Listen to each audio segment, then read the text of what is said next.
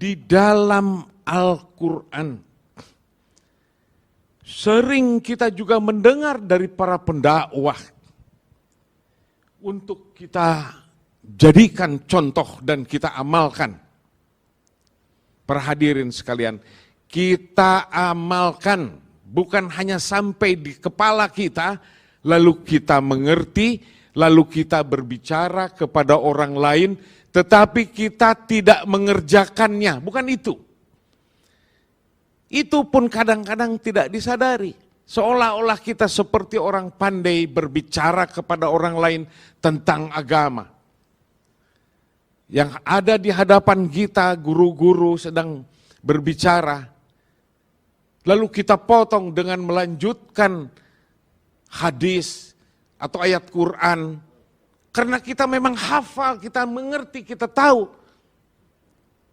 Guru-guru kita sedang berbicara, kita lanjutkan. Oh ini.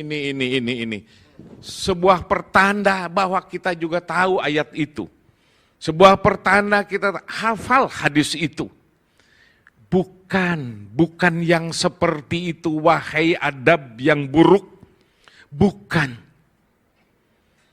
Berdiamlah, apa yang kita dengar, apakah sudah ku amalkan? Ini dia. Lalu kita tidak mengamalkan, lalu kita banyak juga berbicara. Apa namanya? Kemunafikan. Munafik namanya. Banyak berbicara, tetapi kita tidak mengamalkannya. Banyak kita membaca kitab dan kita tahu ilmu para masyayikh terdahulu. Lalu kita dakwahkan kepada orang lain. Hanya untuk mengisi sebuah acara. Lalu yang dikatakannya itu adalah ilmunya para masyayikh terdahulu. Lalu kita berbicara. Saat kita berbicara itu kepada orang lain, memakai kitabnya para ulama terdahulu. Lalu dia sendiri tidak bekerja di situ. Tidak mengamalkannya. Lalu mengajarkannya. Lalu setelah itu pulang kita mendapat imbalan pula. Hei, engkau ulama kah? Sang warasatul anbiya kah engkau disebut ulama? Atau engkau mencari nafkah dari menjual ayat-ayat Al-Quran?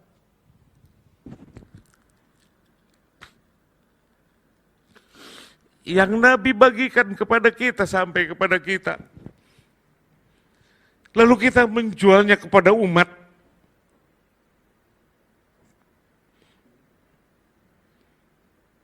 Ulamakah engkau?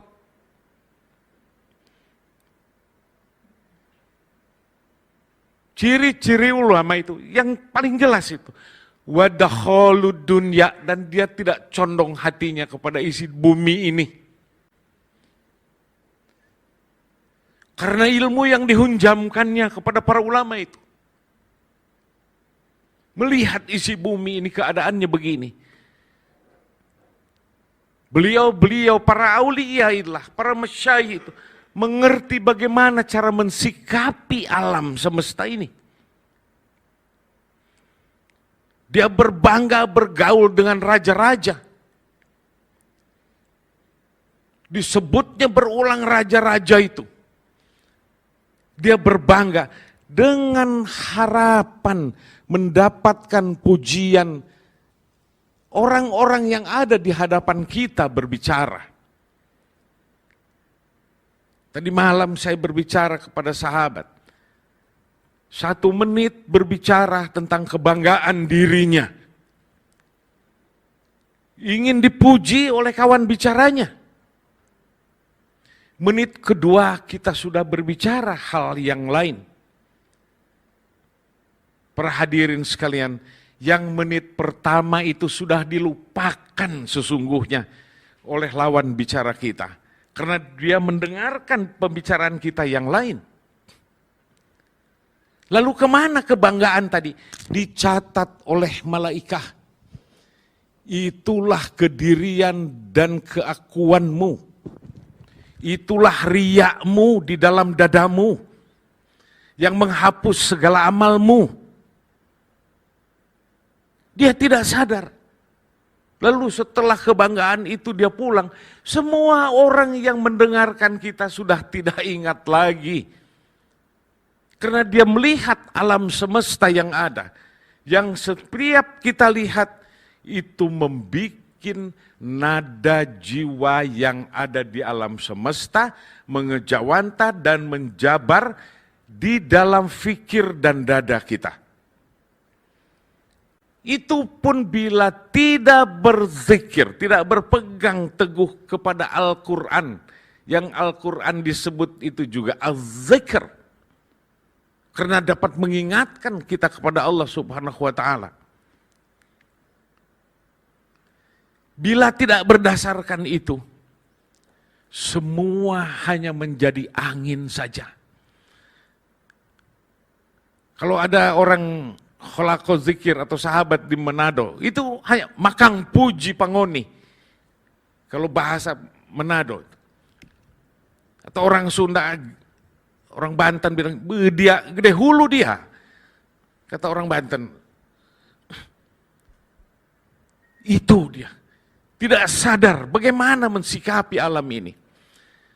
Dengan ilmu pengetahuan, dengan rasa ta'zim, dan dengan mengamalkannya. Itu mensikapi alam semesta. Baik, hadirin sekalian. Semoga Allah terus melindungi kita dari kelalaian-kelalaian. Dari ghaflah-ghaflah yang ada.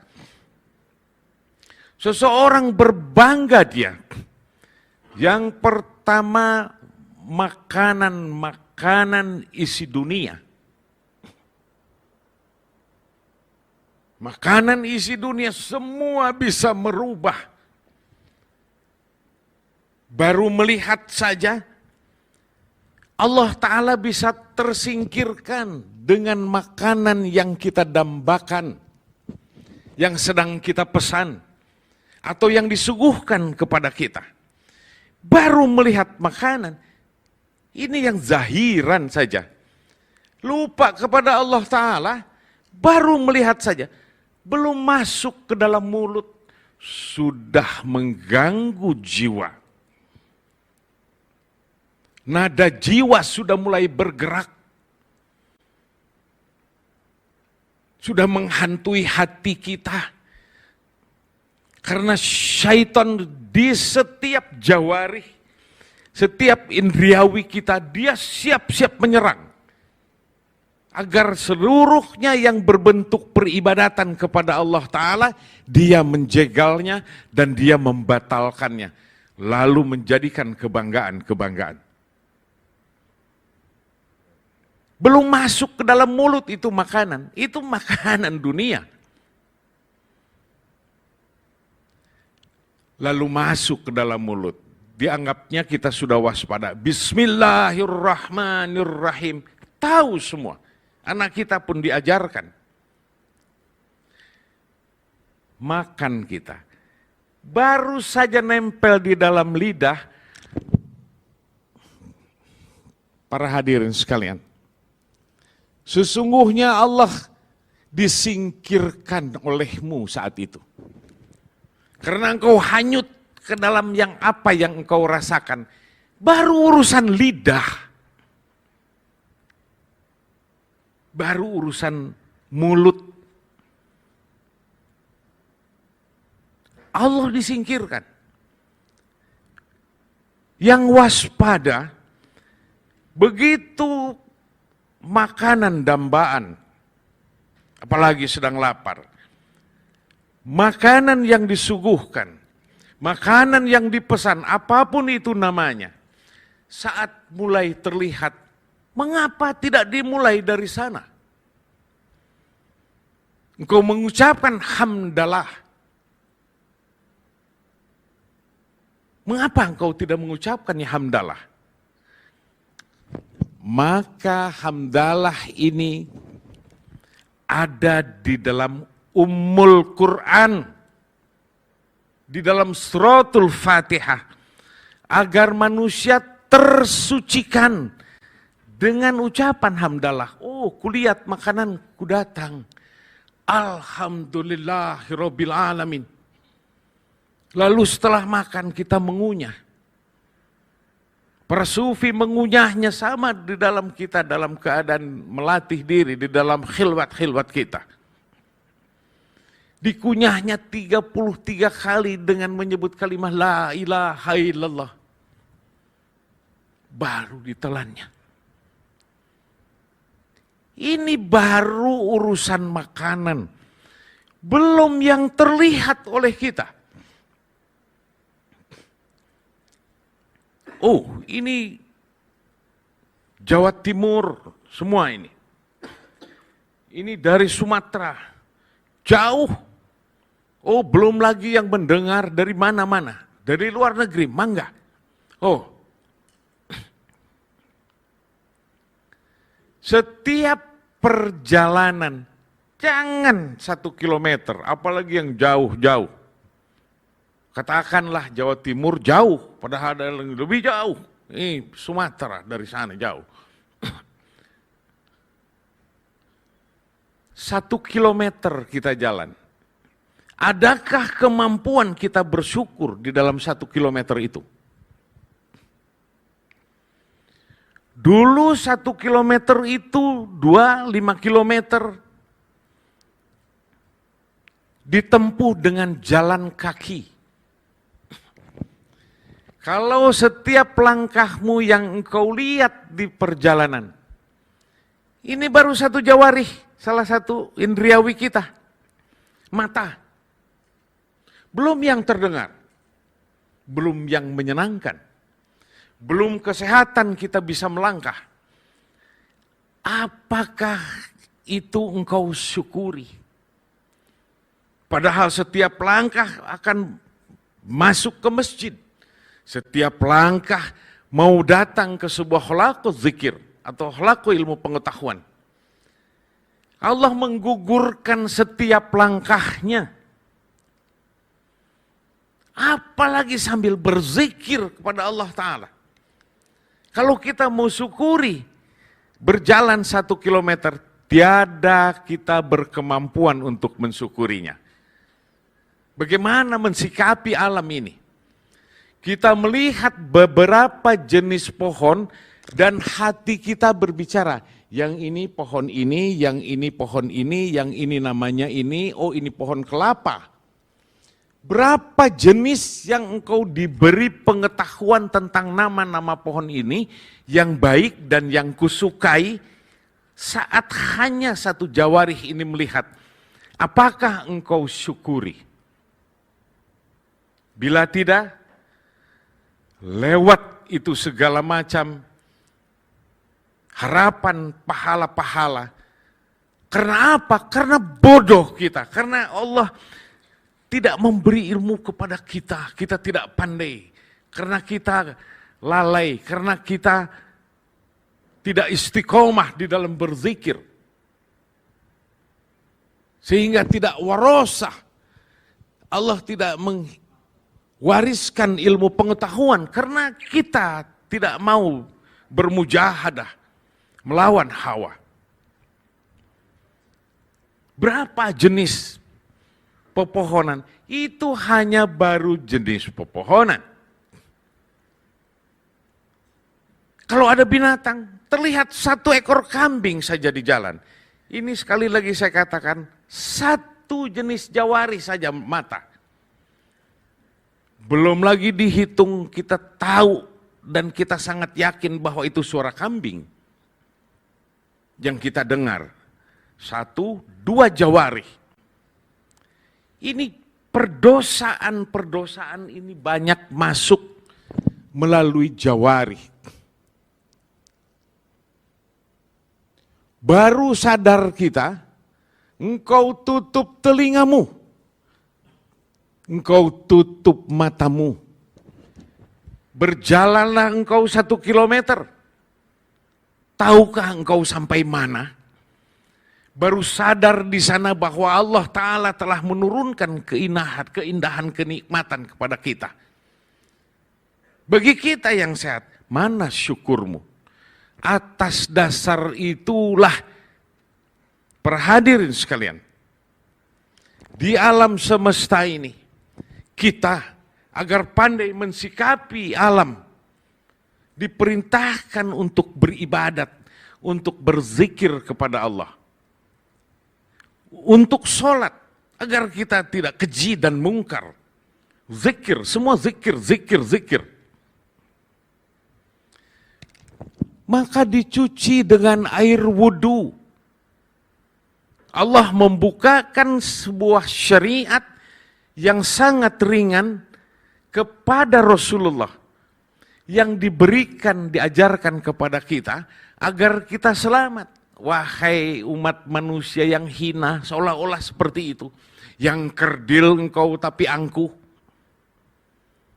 Yang rendah engkau tetapi engkau keji hidup di alam semesta ini. Bersihkan jawarihmu, indriawimu dengan berwudu. Maka disebut toharoh, bertoharoh, bersuci, karena engkau akan menghadap yang maha suci.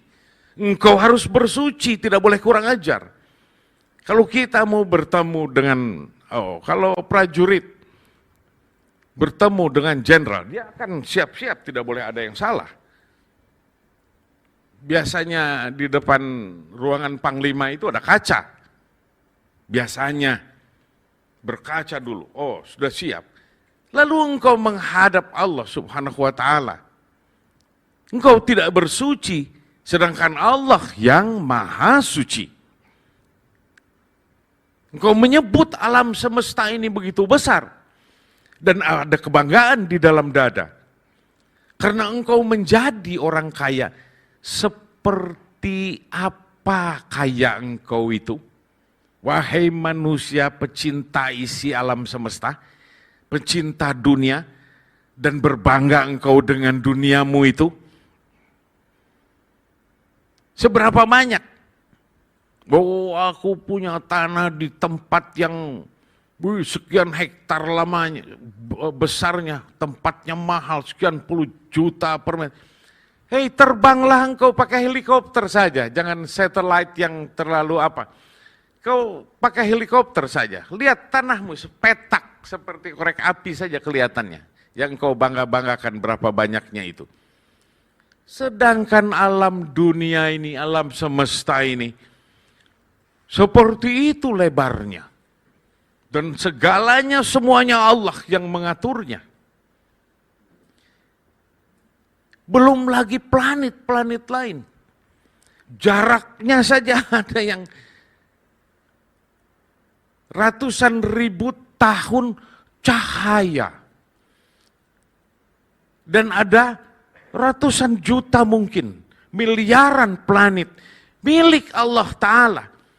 Pengetahuan kita hanya sekerdil di sini yang ada.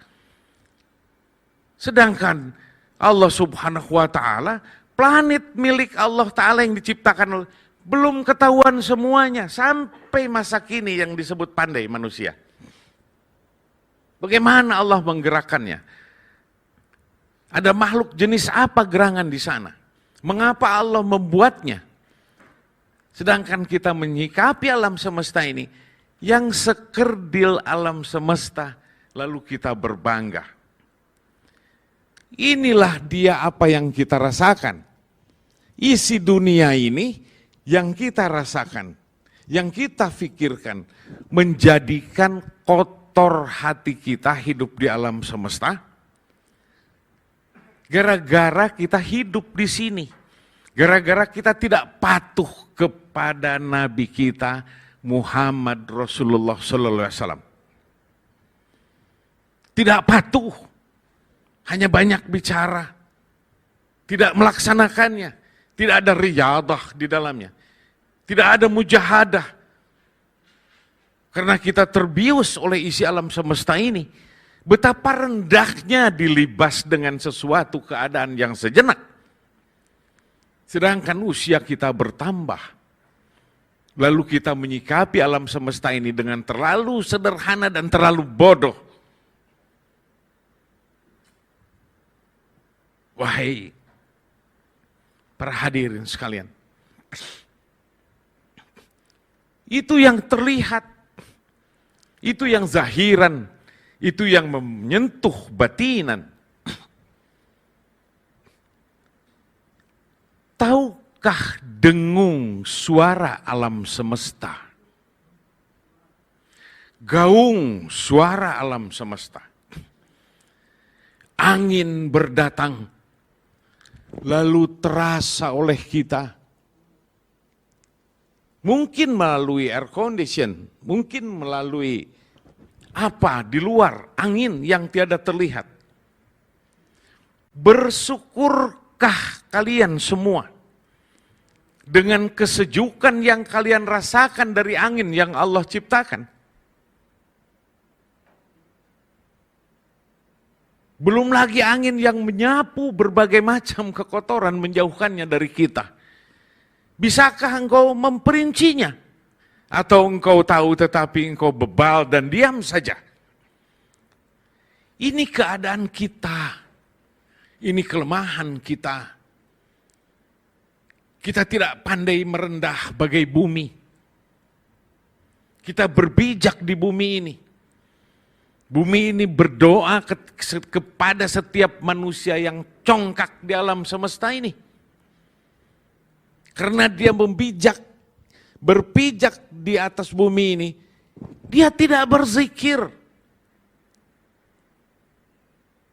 Oh, ada berbicara ini, ayat ini, ayat ini. A'udzubillahi minasyaitonirrajim.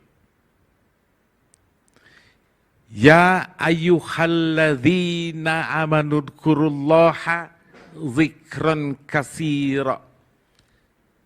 Wahai orang-orang yang beriman, berzikirlah kepadaku, kepada Allah Subhanahu wa ta'ala, dengan zikir yang sebanyak-banyaknya. Lupa ini. Lupa. Perintah. Saya pernah mendengar pendakwah yang benci kepada para sufi. Oh, zikir itu bukan la ilaha illallah saja katanya. Seperti mengajar kepada anak kecil. Kami mengerti, kami tahu itu. Sementara yang bicara, yang benci kepada para sufi itu, para ahli zikir itu, dia zikirnya sedikit berbanding dengan para penzikir mungkin yang makom paling rendah pun sekalipun di dalam lingkungan para ahli zikir. Lebih banyak dia daripada orang yang mencela-cela itu. Yang berzikir itu mendapat pahala zikir yang tiada terhingga. Sementara yang mencela, yang berlagak pandai itu, dia dapat pahala mencela ahli zikir.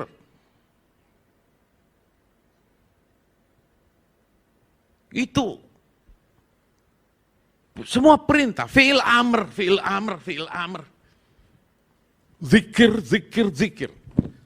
Aqimus shalah wa aqimus shalah li zikri.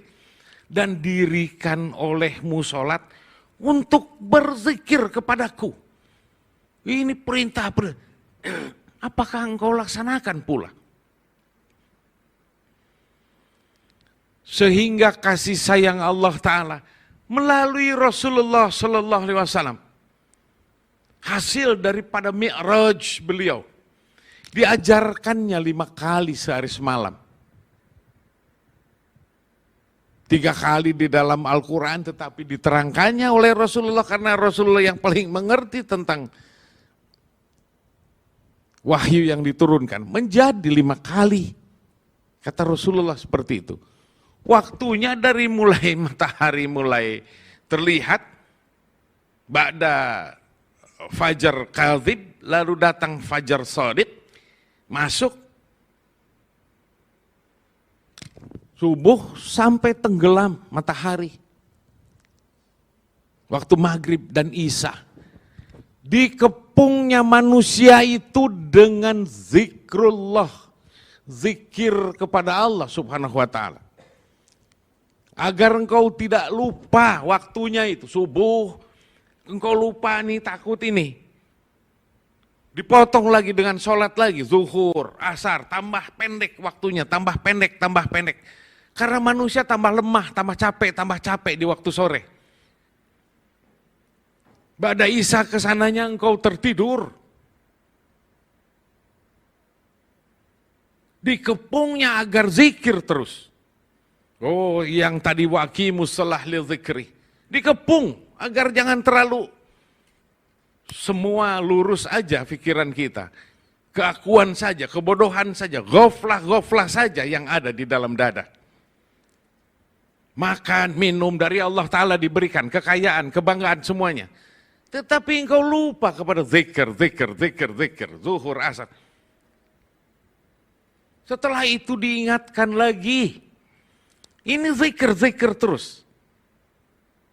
Wa ma qadaitum sholata, bila engkau telah menyelesaikan sholatmu, fazkurullaha, zikir lagi, ingat lagi kepada Allah subhanahu wa ta'ala. Qiyaman wa qu'udan wa ala junubihim, sambil berdiri, sambil duduk, sambil berbaring. Sebuah pertanda, wahai para hadirin semua yang mendengar, sampaikanlah kepada saudara-saudara kita bahwa tidak boleh putus. Ini Al-Quran, ini semua ini. Mengapa engkau tidak ikuti? Sementara banyak ahli thariqah, para sufi yang melulu dalam keadaan berzikir, dicela. Diterangkan tentang keterangan, oh sufi itu gini, ada yang tidak sholat lagi. Kata siapa tidak sholat lagi? Banyak siapa sholat para sufi, atau engkau memang tidak mengerti tentang ahli zikir seperti apa, thariqah? Hal-hal lain, oh zikirnya ini seperti ini. Itu hanya apa, kalau kata orang Banten, it just only kaifiat. Ngan kaifiat eta manu kitu mah. Hanya kaifiat, tata cara, teknik. Seperti orang masuk jadi prajurit tentara, sebetulnya prajurit itu penakut awalnya sebelum masuk tentara. Tapi hanya masuk 2 minggu saja ke dalam camp militer. Yang sesungguhnya masuk ke dalam camp militer juga karena dia anak baru mau jadi tentara. Gemeter dia karena penakut. Padahal dia calon tentara. Setelah 2 minggu dia keluar itu dari camp, dadanya di depan dia. Diajarkan apa gerangan? Padahal di dalam hanya diajarkan baris berbaris dan disiplin membereskan pakaian. Ini ranselmu, ini bajumu harus dilipat dengan baik. Ini sepatumu harus dibersihkan dengan baik. Kalau zaman dulu ini karena logam-logam tanda pangkat harus dibersihkan memakai apa? Braso. 2 minggu saja. Dia menjadi pemberani padahal tadinya penakut. Ini kaifiat, kaifiatnya disiplin seperti itu. Kita punya riyadah, disiplin. Kaifiatnya ada yang seperti ini, oh thariqah ini kaifiatnya begini. Oh thariqah ini kaifiatnya seperti itu. Itu hanya kaifiat saja. Oh bagaimana Syekh kalau tidak memakai kaifiat? Monggo, tapi ikutin zikir, zikir, dan zikir, dan zikir. Kaitkan hatimu kepada Allah Ta'ala. Terus, agar menjadi. Boleh tidak memakai kaifiat, tetapi kata para masyayikh, orang yang memakai kaifiat, teknik cara berzikir yang benar, 1 langkah. Bagi orang yang tidak memakai kaifiat, tata cara, teknik yang baik, sehingga tidak menghunjam ke dalam dadanya, untuk 1 langkah yang memakai kaifiat, manusia yang tidak memakai kaifiat zikir ini, untuk menempuh satu langkah itu 200 tahun harus dia bisa mencapainya. Hanya satu langkah. Setelah engkau pandai nanti tidak diperlukan kaifiat lagi. Tapi Masya Allah, para sahabat sekalian, maafkan saya. Sudah setingkat auliyailah, sudah jadi wali. Zikir dorob itu masih dilakukan. Ya Allah, la ilaha illallah, la ilaha illallah. Masih dilakukan. Masih memakai. Sekelas aulia illah. Jangan menganggap kalau itu sudah hebat dan tidak begitu. Pegangannya tetaplah Allah yang maha gagah, yang maha kuasa, yang paling mengerti tentang segalanya.